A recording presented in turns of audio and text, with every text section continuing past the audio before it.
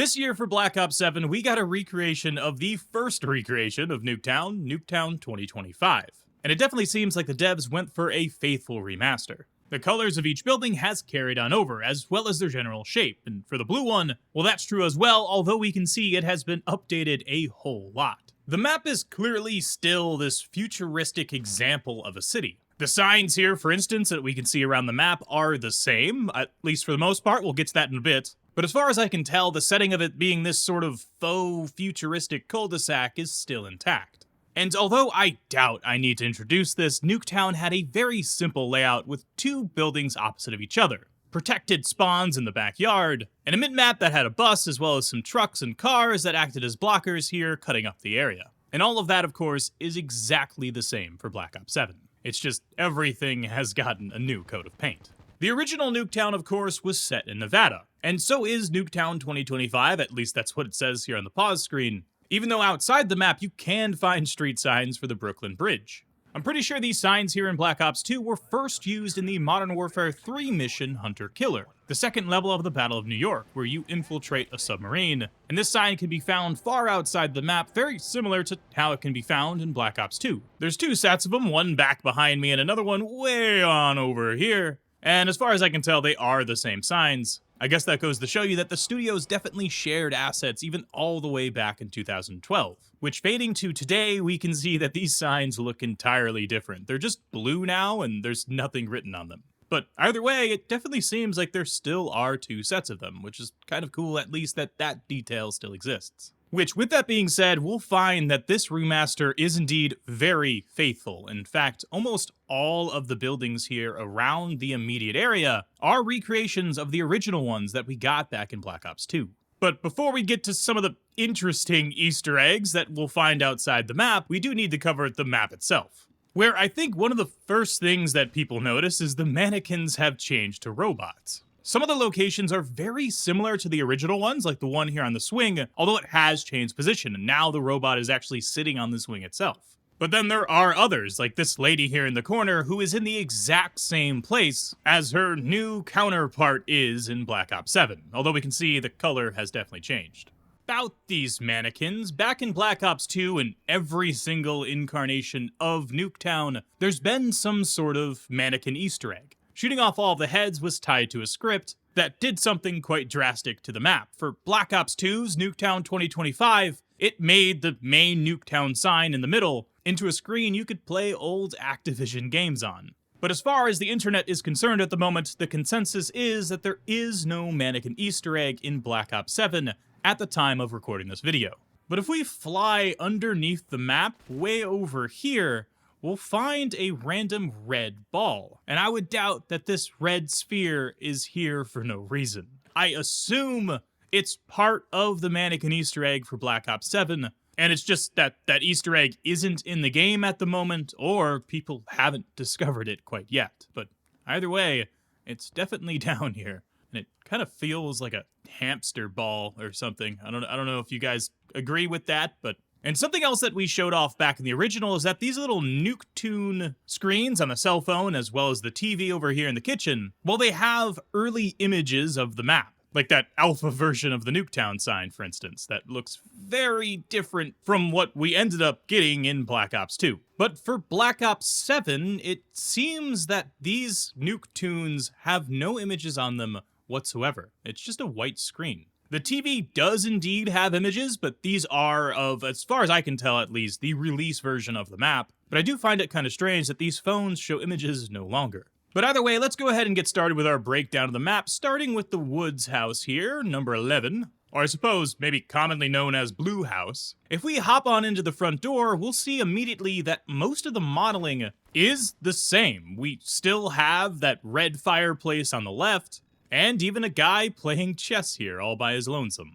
Which about that actually, I did think it was kind of cool to see that they did bring back the actual Chessomatron. Although this time the chess pieces have much more polygons and a whole lot more detail. Although, weirdly enough, the chessboard has less. But it's not just chessboards that Treyarch remade, it's also pieces of artwork, like this one here on the wall. Well, it has been remade for Black Ops 7, although it looks slightly different, and it no longer is in the kitchen like it used to be back in Black Ops 2. which it also seems like we're missing a mannequin this time. But the rest of the kitchen has been remade as well. For instance, these little instant entree ovens that have this really creepy looking face on them. Well, if we compare this scene right here to Black Ops 7, we'll see a scene that looks extremely familiar, although there's not a mannequin here anymore, and the instant entree machine no longer has that creepy face. But with that being said, it seems that Treyarch took all of the appliances here and remade them after their original counterparts that were in Black Ops 2. Even ones like this that had very little detail back in 2012, they have been remade and updated for Black Ops 7. Although seemingly with less effects this time, like this dishwasher here no longer has bubbles, and the microwaves outside that originally have this little radiation effect, well, that seems to be gone as well.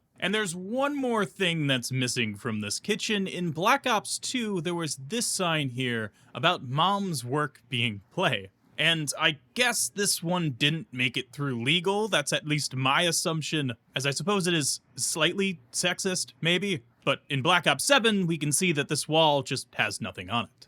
And if you've watched my recent Dev Tricks and Secrets video, you'll know that this reflection here is pulled off by having a mirrored room underneath the ground. But of course, here for Black Ops 7, well, reflections no longer need to be done this way, and there is nothing underneath the ground. But instead, well, we can just turn on ray tracing. Let me know which one you guys think is better. Tell you, it's a huge performance difference, that's for sure. Heading on into the garage now for Black Ops 2. Originally, this had a car here underneath the map. It was red and had a very low poly interior. And we can see here for the modern day, this has been updated in a big way. Although the car is blue now, the garage is roughly the same as what we got back in the old days. Fit with some random things on the shelf, as well as these trashed energy compactors. If only it was that simple. If we head on up the stairs now, there were a few little Easter eggs in here originally. This one, for instance, of the original Nuketown, just a little image of it from Black Ops 1, sitting next to the Nuketown.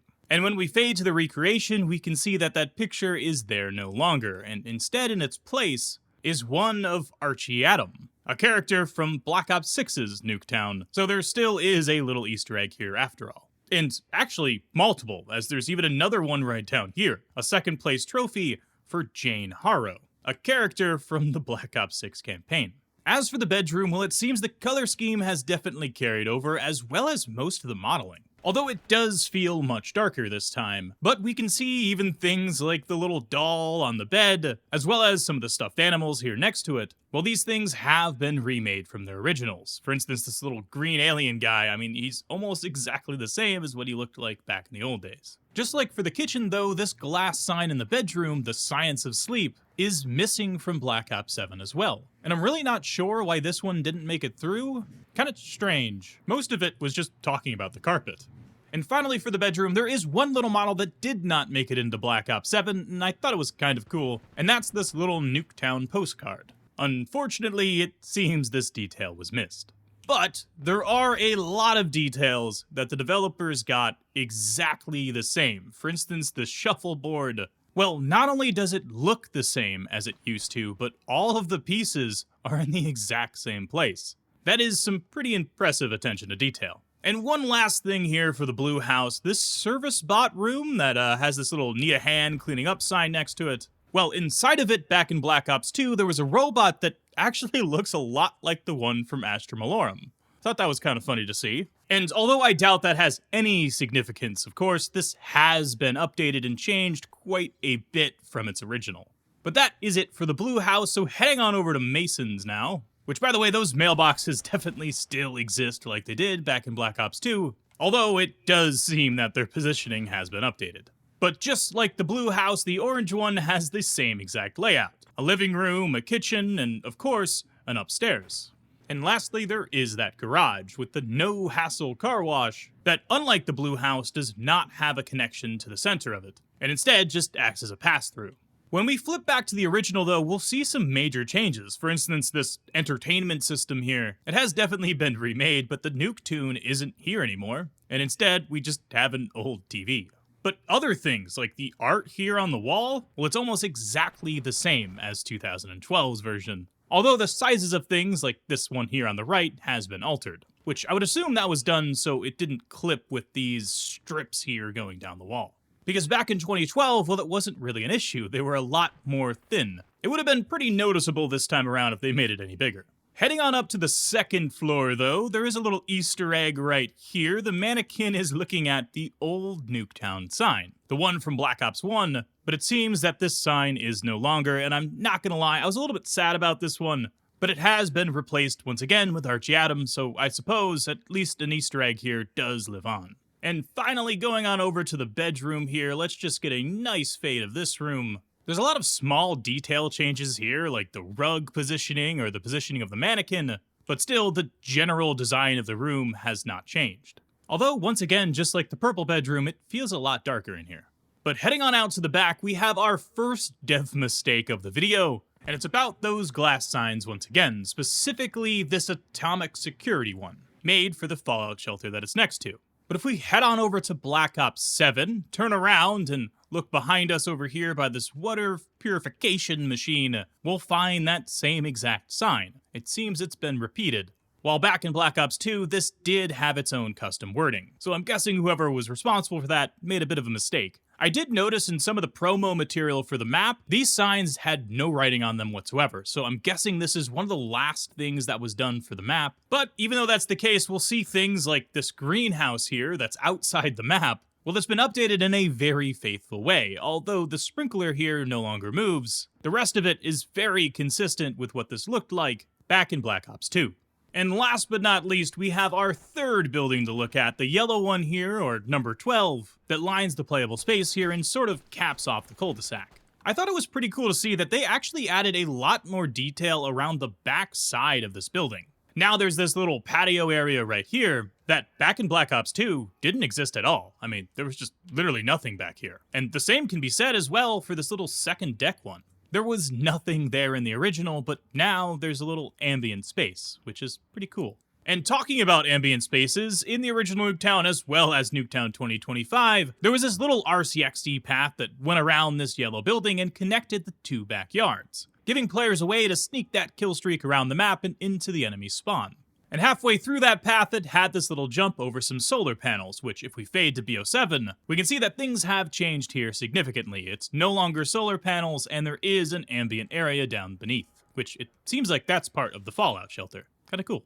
And before we take a look at some things outside the map, which there are some very interesting things to check out, let's cap things off here with some nice overhead views of the playable space. It is pretty awesome to see just how much has changed while still keeping that original spirit of Nuketown 2025. I think the devs did a damn good job here. Which, about that, these two mailboxes outside the map, well, in the original, they had developer names on them. For instance, Hoggett, as well as Mason Firth on the other one. And unfortunately, just like every other developer reference it seems here in Black Ops 7, this one is gone as well. Although, this yellow mailbox does say Mason on it, Hoggett's mailbox is completely undecaled, and there is nothing inside of it. Outside the map, though, we'll see that pretty much all of these buildings are recreations of the ones that we got in Black Ops 2. For instance, there's this little theater building down here, which in BO7, it has been updated dramatically, and now has posters about a god bear that goes to London. To miss this film, it would be unbearable. Which the only place we have a bear in BO7 is in Zombies. This immediately makes me think of an old Easter egg that I think could be found in multiple maps throughout Black Ops 3 Zombies that hinted at some map in London. And I feel like that's exactly what this is trying to do once again. Although I'm not exactly sure. But there are more movie posters. For instance, this Price Them High one, a landlord story. I'm not sure if there's any significance to this, but either way, these did not exist back in Black Ops 2. The old soccer stadium over here has been updated very nicely, and the original, well, it was quite literally just a flat grass texture, while in Black Ops 7, we have an actual field. There was also this strange, like, circular red building here outside the map, and once again, it has been updated. It seems like it's some sort of stadium as well, and it has these French signs on them with text that's, like, overlapping. Kind of funny. But going the opposite way of that, back here behind the map, well, this area has been transformed in a big way. There is a whole lot more modeling. I think it looks way better, and the station back here actually has a sign above it. But lastly, I think the coolest part of Nuketown 2025 takes place on the opposite end of this road. outside the map, there is a copy of the cul-de-sac, with all the buildings in sort of a block-out form, which it does seem that this has carried over, although it's important to note that there's some major changes. For one, there is an actual Nuketown sign here now, which is awesome. That was missing from the original, but also the individual buildings look quite a bit different. They're all colored differently now, which, I mean, to be fair, back in Black Ops 2, these didn't have much detail to them, and they certainly weren't colored the same as the ones that were in the map anyway. I just think it's interesting to see how much this has changed, and I'm wondering if there's any significance to those changes whatsoever, or if the devs were just having fun out here. But either way, if we fade on back to Black Ops 2, even these buildings that you cannot see have a whole lot more detail in the new version for Black Ops 7. But finally, let's fly up high above the map here and get a picture of this entire space. It is crazy to see just how far this map has come from 2012. But that is it for me, ladies and gentlemen, and I hope you guys enjoyed, and if you did, consider leaving a like down below. It helps a ton, and of course, make sure you subscribe so you can come back for more. There are a lot more comparisons that I would love to do here for Black Ops 7. We got Standoff, and we even have some stuff for zombies, like the Diner and Cosmodrome. So if you want to see that, let me know down in the comment section, and in the meantime, if you want to watch more of my content, you can click one of the videos on your screen right now, but if not, I'll catch you guys in the next one. Stay awesome, and peace out.